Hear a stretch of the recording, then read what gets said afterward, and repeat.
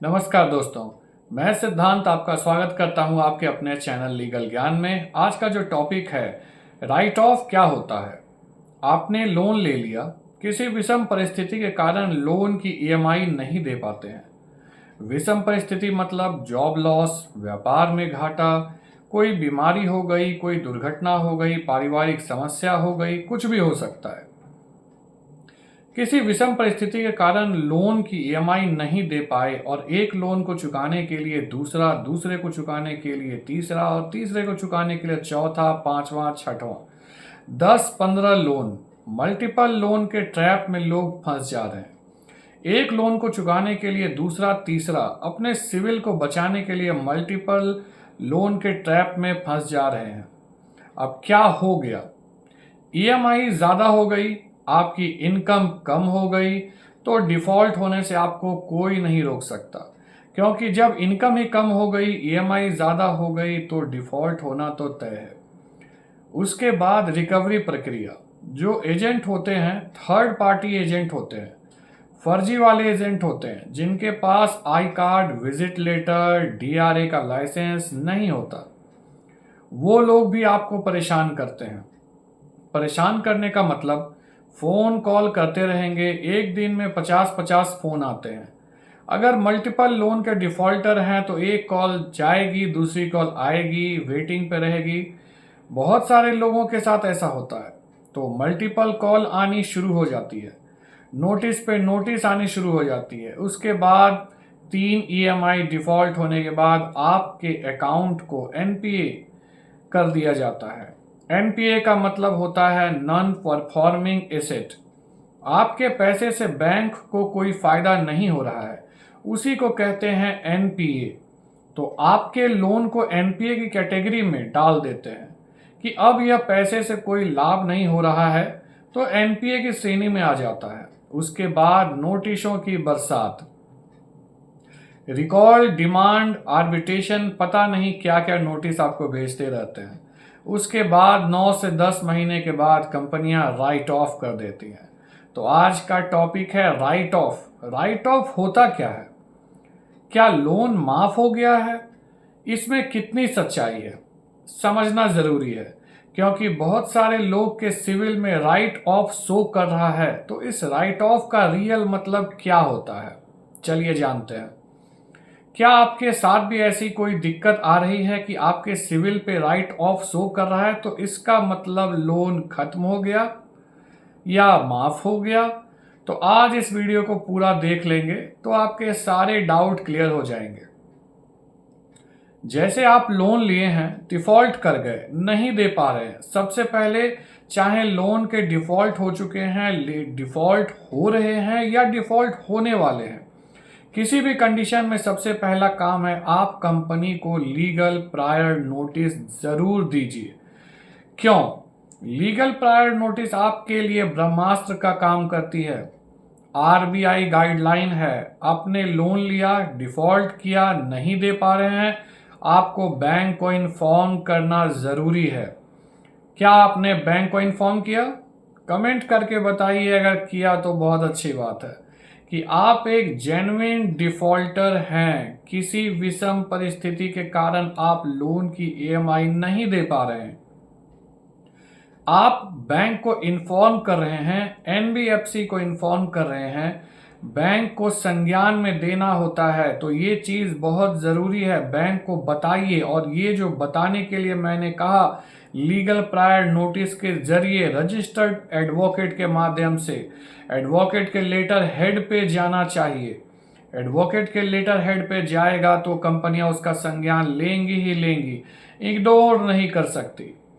तो आपको डरना नहीं है। एक लीगल प्रायर नोटिस अपने एडवोकेट के माध्यम से कंपनी को जरूर दीजिए।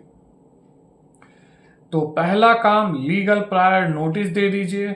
उसके बाद राइट ऑफ का मतलब क्या होता है, अब ये समझते हैं। राइट ऑफ मतलब एक लोन की एक ईएमआई डिफॉल्ट हुई, 2 डिफॉल्ट हुई, 3 डिफॉल्ट हुई, आपका अकाउंट एनपीए में कर दिया गया। एनपीए के बाद नोटिस पर नोटिस आते गया, आते गया। उसके बाद धीरे धीरे 9 से 10 महीने बीतने के बाद बैंक और एनबीएफसी अपने लेजर से आपके अकाउंट को डिलीट कर देती है, अपने पोर्टफोलियो से हटा देती है, किसी और बैंक को बेच देती है। तो ये मतलब होता है राइट ऑफ का। राइट ऑफ का मतलब होता है अपने लेजर से डिलीट कर दिया। अब राइट ऑफ का क्या मतलब हुआ? क्या आपका लोन माफ हो गया? नहीं, राइट ऑफ का मतलब लोन माफ होना नहीं होता है। राइट ऑफ मतलब बैंक ने अपने पोर्टफोलियो से, अपने लेजर से आपके अकाउंट को डिलीट कर दिया।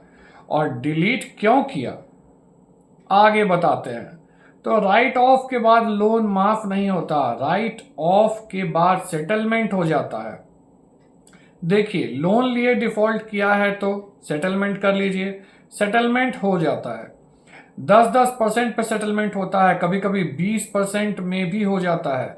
बैंक को लगता है यह तो हमारा डिफॉल्ट हो ही चुका है, राइट ऑफ हो चुका है, तो उसको सेटलमेंट पे आते हैं और सेटलमेंट कर लेते हैं। बैंक एनपीए राइट ऑफ क्यों कर देती है, चलिए ये भी जानते हैं। उनको क्या फायदा होता है राइट ऑफ से। देखिए, सभी बैंक और एनबीएफसी आज के समय में शेयर मार्केट में लिस्ट हैं। अगर किसी बैंक और एनबीएफसी का एनपीए ज्यादा शो होगा, एनपीए ज्यादा दिखेगा, तो उस पे ट्रस्ट कम होने लगेगा। लोग आरडी, एफडी, बैंकिंग का उसमें से पैसे निकालना शुरू कर देंगे और फिर बैंक के सामने दिक्कत आ जाएगी। इसलिए बैंक एनबीएफसी अपने एनपीए को ज्यादा ना हो जाए, क्योंकि शेयर मार्केट में लिस्ट है, उनके शेयर गिर जाएंगे। एनपीए ज्यादा बढ़ेगा तो शेयर गिर जाएंगे, इसलिए कंपनी उसको लेजर से ही डिलीट कर देती है, अपने पोर्टफोलियो से ही हटा देती है। हटा देने के बाद सेटलमेंट का अच्छा ऑफर आएगा, 10%, 20% या 25% तक में भी सेटलमेंट हो जाता है। अनसिक्योर्ड लोन है, पैसे नहीं है, नहीं दे पा रहे हैं, राइट ऑफ हो गया है, तो आप सेटलमेंट कर सकते हैं। देखिए, पैसे हैं तो इनके पैसे दे दीजिए, नहीं है तो जो परिस्थिति है, जो प्रोसेस है, जो प्रक्रिया है, उसे तो करना ही पड़ेगा। कंपनी को इन्फॉर्म करना ही पड़ेगा। Recall notice, demand notice, arbitration notice और सबसे पहला ब्रह्मास्त्र आपका legal prior notice. Legal prior notice दे दीजिए, वो आपके लिए हमेशा काम करेगा। आप बता सकेंगे राइट ऑफ के बाद कोई आपके ऊपर कोई प्रोसेस होता है, कोई कार्यवाही होती है, कोई नोटिस आती है, आप इन्फॉर्म कर सकते हैं कि मैंने कंपनी को अपने परिस्थिति से अवगत करा रखा है, मैंने इन्फॉर्म कर रखा है। तो ये होता है प्रोसेस, ये होता है तरीका। राइट ऑफ का मतलब होता है बैंक अपने पोर्टफोलियो से लेजर से डिलीट कर रही है आपके अकाउंट को, एनपीए से डिलीट आपके अकाउंट को अपने पोर्टफोलियो से डिलीट कर देती है। उसको कहते हैं कि हाँ, यह पैसा मर गया। बैंक की नज़र में उस पैसे को मरा हुआ मान लिया जाता है, उसी को राइट ऑफ कहते हैं। तो उम्मीद है आप लोगों का सारा कंफ्यूजन क्लियर हो गया होगा। यह वीडियो केवल सामान्य कानूनी जागरूकता के लिए है। किसी भी कानूनी मामले में अपने योग्य वकील से सलाह जरूर लें। उम्मीद करता हूं कि आज का टॉपिक आप लोगों के लिए कुछ मदद कर जाए, और ऐसे ही मैं अच्छे अच्छे टॉपिक्स और छोटी मगर बड़े काम की बात आप लोगों के लिए लाते रहूंगा। वीडियो अच्छा लगा हो तो लाइक करें और चैनल को सब्सक्राइब करें, और अगर आप लोगों के साथ ऐसी कोई प्रॉब्लम हुई है तो कमेंट बॉक्स में कमेंट करके ज़रूर बताएं। मैं फिर मिलूंगा अपने नेक्स्ट वीडियो में किसी नए टॉपिक के साथ। तब तक के लिए धन्यवाद।